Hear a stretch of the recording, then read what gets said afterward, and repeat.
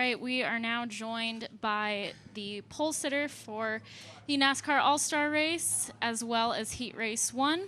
That's Brad Keselowski, driver of the number 6 RFK Racing Ford. If you have a question for Brad, please raise your hand, and we'll get a mic to you. We'll start right here with Reed, and we'll work our way around. Reed Spencer with the NASCAR Wire. Congratulations. First of all, is this a momentum builder given the bad luck that you've had so far this year? Second of all, it appeared from the ghost car that entry and exit of pit road were critical in terms of your lap, in terms of being able to win the pole. Did you feel that way? It doesn't hurt, Reed. Being on a pole, it feels really good, especially to win the pole by that much. It's just total team effort. I mean, this event, this format, just pushes you to your limits from a driver perspective, team perspective, pit crew, and I stuck my part. I mean, I felt really good. I knew I stuck the entry. I was like, oh, that's gonna be good if it's not a speeding penalty. And then the exit, I was like, man, maybe I left a little on the table. It was really hard to tell, but it all came together for just an excellent run. The pit crew, they didn't try to be heroes. They just gave me a really solid stop, and Jeremy Bolins and the team gave me a car that was pretty fast, and just like I said, they just gave me the ball and said, go play, and that's what we did. We'll go to Steven and then to Matt. Thanks, Reed. Steven Toronto, CBS Sports. Brad, you guys have dubbed your car for this weekend the Pirate Ship, and obviously ECU, apparently a lot of Salmon Plumbing employees are ECU grads.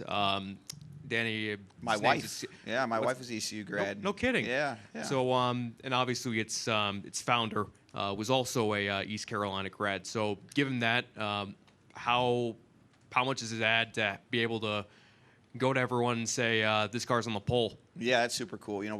We're on the other side of the Carolinas, but still, there's a lot of ECU fans out there, and it's good to be able to recognize them. Really good for Salmon Plumbing. I feel so bad for them. Danny Allure, the founder there, passed away a couple of weeks ago, and it just was a real shock. And this is the first time they've been on our car since that happened. Their whole family's planning to be here, so it's really cool to give them something to be joyful about. Right. It's really cool. Thanks, Brad. Thank you. Matt Weaver, The Sporting News. One, how challenging has it been for you this whole season to kind of weather this stretch, this storm, and how important is it just to put any kind of figurative or moral points on the board today? I'm not going to say it's been easy for me to weather the storm over the last few months, but I mean it's part of the juice is going through the struggles, because it makes you appreciate the good times. And we've had some struggles, but there's a lot to be optimistic about. I knew it wasn't going to be a walk in the park when we started this year with all the changes we had. I didn't expect it to be as big of a struggle as it has been. But that said, I see a lot of pieces that are coming together, and this obviously demonstrates that. But even beyond today, I feel a lot of pieces that are coming together and bode well for us, and being able to make a really strong run here from here on out for the 2025 season. So I'm not losing my cool. I'm putting ourselves in position, and our team's putting ourselves in position to grow and hopefully go out and win races. And we're going to have a shot to win this race come Sunday. Yeah, to that point, the track's getting grayer. It's starting to wide out a little bit, but it's still a next-gen short track race, track position being important. How vital is winning the heat, being able to start up front, and hopefully have that track position all race? Yeah, I mean, we saw that last year. I think Joey Logano led almost every – did he lead every lap? All but one. I don't know what lap that was, but must have been the – was it a restart? Sure it wasn't after he pitted, but – this race really lends itself to track position for a number of reasons, particularly because the field size is so small, and the way the race runs out, the leader generally does not catch the back of the field. So that puts a premium on being the leader, that doesn't necessarily ever have a chance to wash back out. So starting on the pole here, among many other races, but here specifically is a significant advantage. No problem. We'll go to Jordan and then Dustin. Jordan Bianchi, The Athletic. When you look at North Wilkesboro Speedway now in its third year, what would you like to see from this track going forward? Is it continuing to be host of the All-Star race? Would you like to see a points race here? What would you like to see? I mean, I think this needs to be a points race track. I'd like to see the All-Star race most likely return to Charlotte. That's my only personal opinion. I think the Charlotte racetrack, particularly since it only has one race on the oval, I think that's a miss for our sport. It's a great racetrack, puts on some of the best racing. So it would make sense to me if we were to revert back to that and make this a season race and probably get rid of a race like the Roval or something like that. Thank you. No problem. Dustin Long, NBC Sports. So since you mentioned it, why would you, I understand adding a second race there, but why get rid of the Roval? It's had created some of its moments over the years. Has it? Really? I I look at the stands, and there's more stands come to the oval race than they do in and better ratings too than come to the oval races. I thought that's what we judge the sport by. Fair enough. You don't let the highs get too high, the lows get too low. So how significant is something like tonight based off of everything that's happened this season? Sorry if I was a jerk, Dustin. I'm very strong about the Roval's got to go. What'd you ask? Sorry. The high, you don't let the highs get too high, the lows get too low in sports. So a moment like today, with some of the garbage you've gone through the last few weeks, the misfortune, I should say, how significant is a bright spot? Yeah, I mean, I feel like we've had other bright spots, Dustin. Yeah. This one is one that's tangible. It's visible outside of our own team circle. But they build up, right? They build momentum. They build positivity inside the group that manifests itself in a higher level of teamwork and craftsmanship, just naturally. I think the team is a pretty resilient group, but I don't care who you are as a team.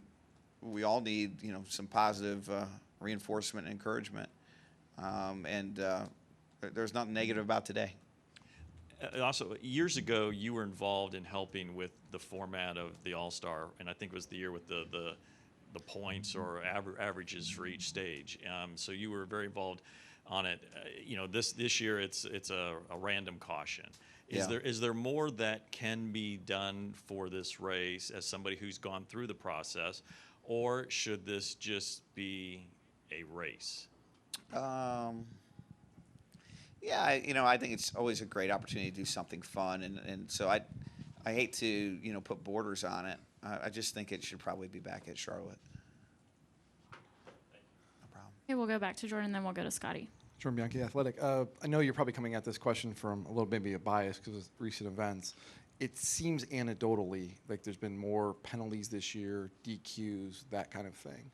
Is that a good thing for the sport and that NASCAR is cracking down and that's good, or is it becoming a thing where this is too much, especially when you compare it to other forms of racing and we need to have more public optics or whatever you want to call it? I don't have a great answer for that. There's things to like about penalties. There's things not to like. You just want the penalties to make a difference.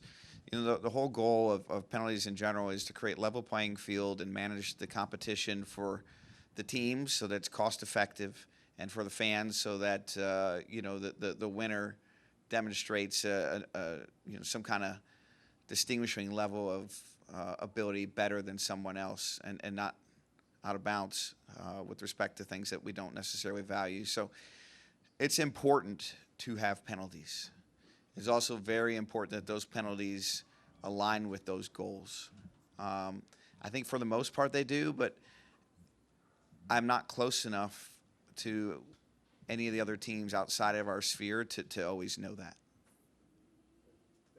All right, we'll take one final question from Scotty. Scotty Sprinkle, Race Face Digital. I'm curious, Brad, this was, pitched to be a Run What You Brung race. With you being co-owner in RFK, what was the communication like, and what were some of the ideas that you and NASCAR discussed? And is there a part of you that, wanted to see it? A lot of drivers were kind of enthusiastic about wanting it. Were you kind of conflicted between an owner wanting to save money and a driver wanting to have an experience like that?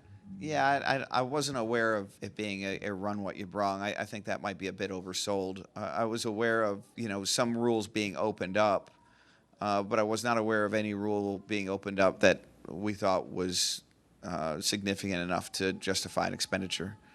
You know, if it was take a plate off an engine or something to that degree, I think that wouldn't have cost us anything, but and would have moved the needle. I think we'd have been generally fairly supportive, but for the most part, you know, it was things that I'm aware of, at least, which, again, I'm limited to that sphere. It was all things that, you know, I'm not entirely confident would have moved the sport forward. So, All right, Brad, thanks so much for coming in. thank Congratulations. you guys. Take care.